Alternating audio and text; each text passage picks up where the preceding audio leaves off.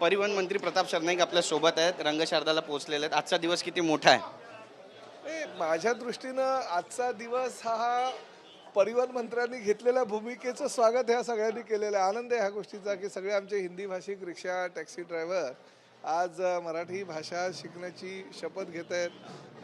मुंबई मराठी साहित्य संघानं आणि कोकण विभागीय साहित्य संघानं ज्या काही पुस्तिका बनवून दिल्या त्याचं वाटप करतायत आणि त्या माध्यमातून सुरुवातीच्या काळामध्ये सर्वसामान्य प्रवाशांना समजेल असं मराठी बोलण्याचं त्यांनी धोरण निश्चित केलेलं आहे. आज सगळे शपथ ग्रहण करतायत असं मला आमचे मित्र हाजी अराफत शेख यांनी सांगितलेलं आहे. त्यामुळे स्वागत आहे.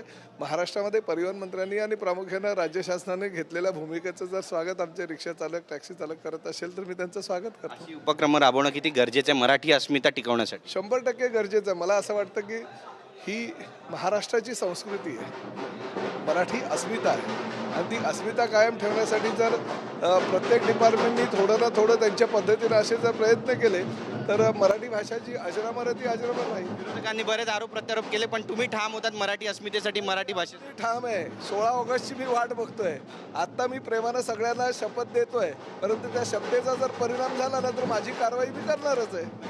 जे बातचीत केल्याबद्दल तर आपण पाहतो आपली भूमिका या ठिकाणी मांडलेली आहे आणि 16 ऑगस्टपर्यंतची वेळ मराठी शिकण्यासाठी सर्व ऑटो टॅक्सी चालकांना देण्यात आलेली आहे.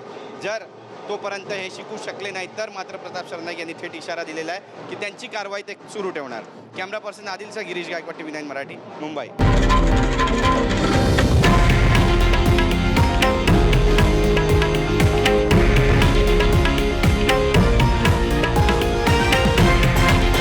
हे आहे देशातील नंबर 1 न्यूज नेटवर्क आणि आपण पाहत आहात TV9 मराठी, एकमेव.